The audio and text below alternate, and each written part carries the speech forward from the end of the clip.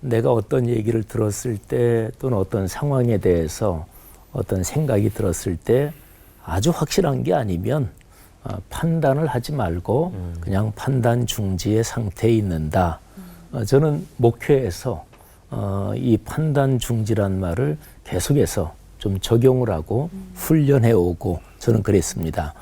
뭐 교회 공동체나 또는 사역을 하면서 어떤 일이 갈등의 상황이 벌어졌을 때 한쪽 분들이 와서 얘기를 하잖아요.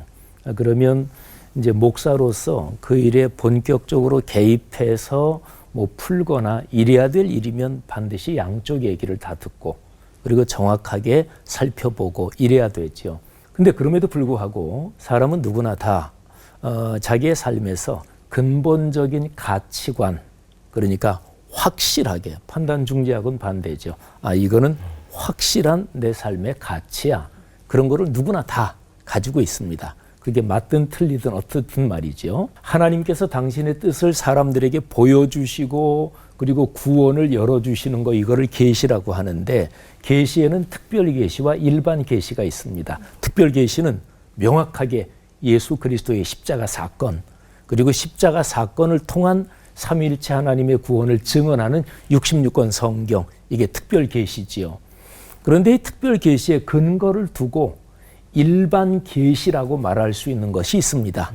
이거는 깊이 한번 따지고 보면 특별 계시, 여기에서 흘러나오는 일반 계시의 가치들이지요. 오늘 주제, 유대인과 이방인. 근데 이 주제를 베드로가 경험한 사건 가지고 제가 지금까지 말씀드린 거하고 연결시켜서 제가 설명을 하겠습니다. 베드로가 욥바에 있는 무두장이 시몬의 집에 있을 때 환상을 보죠. 하늘에서 네 귀퉁이가 끈으로 매달린 보자기처럼 생긴 큰 그릇이 내려오는데 그 안에 온갖 들짐승, 길짐승, 날짐승들이 다 들어있어요. 구약으로 보면 부정한 짐승과 정한 짐승이 다 들어있는 거예요. 하늘에서 소리가 들리죠.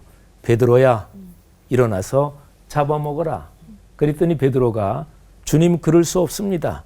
저는 지금까지 살아오면서 부정한 짐승을 먹어본 적이 없습니다. 그런데 위에서 또 소리가 들리기를 내가 정하다고 했는데 왜 네가 부정하다고 그러느냐.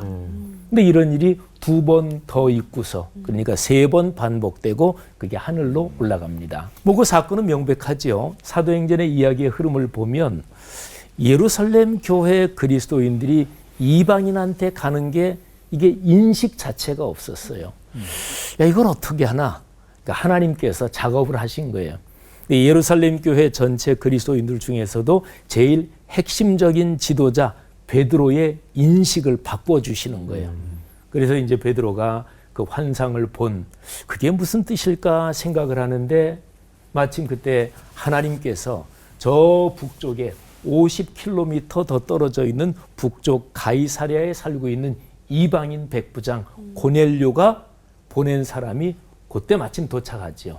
그래서 이제 베드로가 고넬료의 집으로 가서 거기에서 설교하는데 이방인들에게도 사도행전 2장에서 임하신 성령의 강림 사건이 거기에서도 벌어지지요. 베드로는 자기가 이거는 나의 근본적인 가치관이야. 이거는 선한 가치관이야. 그렇게 생각을 했을 것입니다. 부정한 짐승 안 먹는다. 말하자면 그게 알게 모르게 유대인 이방인에 대한 벽으로 이 베드로의 가치관, 사상 또는 인생관 속에 있었던 거지요. 이 베드로는 그게 근본적인 가치관으로 생각했는데 근데 아니었습니다. 그거는 편향된 선입관이었습니다. 그러니까 우리의 삶에도 우리가 생각하기에는 이건 근본적인 가치관이야. 이거는 내 삶의 중심이야. 그렇게 생각하는데 사실은 그게 아니고 이게 선입관, 편향된 고집, 이런 게 사실은 셀 수 없이 많은 거지요. 아무튼 유대인들이 이제 바로 진실한 마음으로 하나님을 받든다고 생각했지만 사실은 그들은 아주 심각한 선입관에 사로잡혀 있었던 거지요. 우리만 선택받았고 우리만 거룩한 백성이고 비뚤어진 배타적인 선민, 성민 사상이었죠. 구약에서 유대인들은 하나님의 아브라함을 부르셔서 쭉 이어가오는 하나님의 그 계획에 유대인들은 제대로 하지 못해 실패한 거죠. 그래서 신약시대에 와서 하나님이 교회 공동체를 부르시고 그래서 유대인, 이방인 이 틀을 신약의 예수 그리스도의 십자가 사건의 언어로 말한다면 유대인, 이방인은 그리스도인, 인류 이렇게 얘기할 수 있습니다. 그러니까 그리스도인은 인류를 반드시 품어야 됩니다. 모든 민족 그리고 그리스도인은 반드시 세계 존재하는 모든 것을 다 품어야 합니다. 이게 이제 하나님의 뜻이죠. 그리스도인은 모두를 품는 어머니여야 합니다. 오늘 유대인, 이방인에 대한 이런 생각, 묵상을 통해서 우리 그리스도인이 어떻게 살아야 되는지 다시 한번 깊이 생각하고 또 그렇게 행동하는 우리가 됐으면 좋겠습니다. 하나님 은혜 감사합니다. 하나님께서 오늘 우리에게 주신 깨달음 또는 우리에게 가르쳐 주신 그 가르침대로 살게 하옵소서. 아멘. 예수님 이름으로 기도합니다. 아멘. 아멘. 이스라엘을 복음의 땅끝이라고 하잖아요. 그래서 이스라엘이 예수님을 인정하면 진짜 구름 타고 예수님 오시는 구원 사역이 완성이 되는지 너무나 궁금합니다. 지영 목사님. 이스라엘을 복음의 땅끝이라 그런다. 근데 거기에는 두 가지가 있습니다. 그 정황이 하나는 예루살렘에서 시작한 복음이 계속해서 큰 방향으로 보면 동쪽으로 간 복음도 있어요. 네스토리우스 파 이렇게 해서 중국으로 간 기독교도 있고 경교 우리나라 신라 시대 때 그쪽하고 그래서 우리나라 저 그 경주 이쪽에 보면 우리 기독교 그때의 흔적이 있죠. 학문적으로 정립될 만큼은 없지만 근데 기독교의 주류는 계속 서쪽으로 갔어요.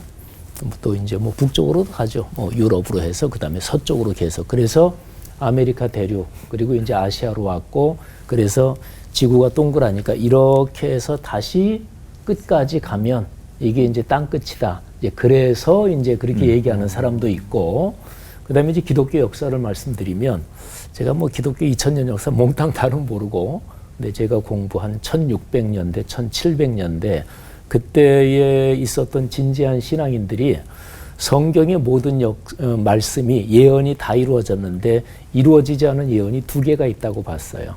하나는 이게 이제 이스라엘 지금 연관해서 얘기하는 건데 로마서 9장부터 11장까지 보면 바울이 유대인이잖아요. 근데 자기 동족 유대인의 구원 문제를 거기서 얘기를 해요. 그러면서 하나님께서 은혜를 베푸셔서 우리 유대인들이 구원 결국은 받는다 이런 얘기를 해요. 근데 1600년대, 1700년대까지도 뭐 유대인들이 예수님을 그리스도로 인정하고 그러지 않았으니까 요즘도 뭐 그러지만 그러니까 이루어지지 않은 예언은 그거 하나 그 다음에 또 하나가 있다고 봤는데 로마 카톨릭의 멸망 이거는 그때 당시는 이제 로마 카톨릭이 굉장히 타락했고 그래서 이제 나온 게 프로테스탄트잖아요. 이제 그런 것 때문에 이스라엘이 구원받으면 그게 이제 시간적으로 세상에 끝이 오고 주님이 재림하신다 이런 얘기를 하는 거죠. 근데 사실은 오늘날 이제 땅끝이라 그러면 지리적으로 어디다 이렇게는 얘기할 수 없습니다.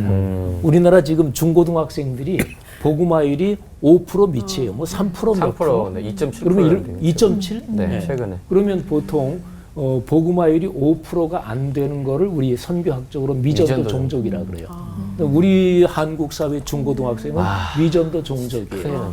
그러니까 세상 땅끝은 어디나 있는 거죠.